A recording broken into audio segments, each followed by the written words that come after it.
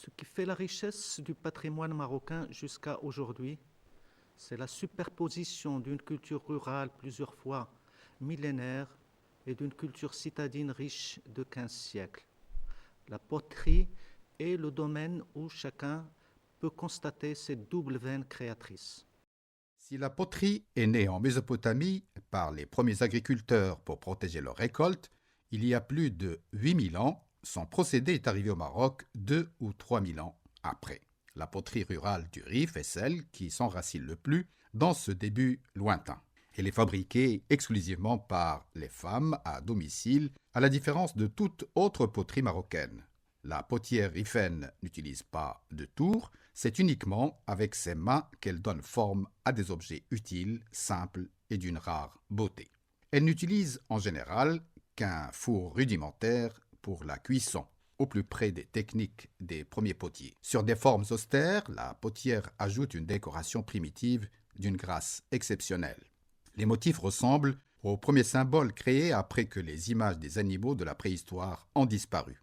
Mais chaque tribu rifène privilégie des signes particuliers pour marquer son identité. Les potières rifènes sont toujours restées fidèles dans la transmission de cet art très ancien.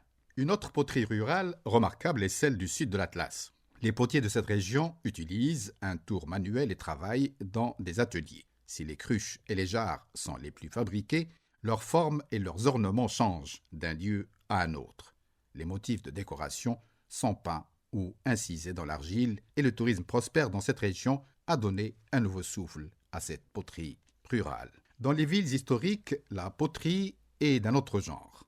Ses créations sont nombreuses et variées pour satisfaire une clientèle désireuse de distinction. Le potier citadin dispose d'un atelier, d'un dépôt de stockage et d'un grand four. Les couleurs utilisées sont multiples pour décorer les céramiques, même si le vert est le plus choisi pour toutes les significations qu'il inspire. Mais depuis le XIXe siècle à Fès, capitale historique de la céramique marocaine, le bleu peu à peu a pris le dessus sur les autres couleurs. Ni la figuration humaine, ni celle animale ne sont d'usage dans la décoration des céramiques par esprit religieux.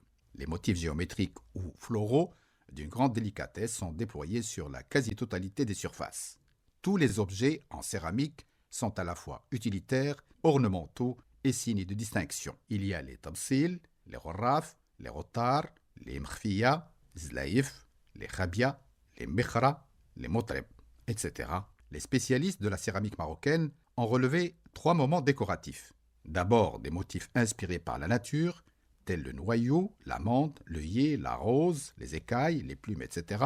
Au deuxième moment sont apparus des signes calligraphiques arabes, des colonnes, des ornements, des tissus d'Orient et quelques bateaux très stylisés. Depuis le milieu du XIXe siècle, le moment qui clôt ce cycle décoratif est fait de compositions géométriques compliquées qui saturent les surfaces de la céramique citadine. Aujourd'hui, qu'elle soit rurale ou citadine, la poterie marocaine se cherche un nouveau souffle pour reconquérir de nouveaux amateurs et pouvoir les détourner des objets standardisés et sans âme.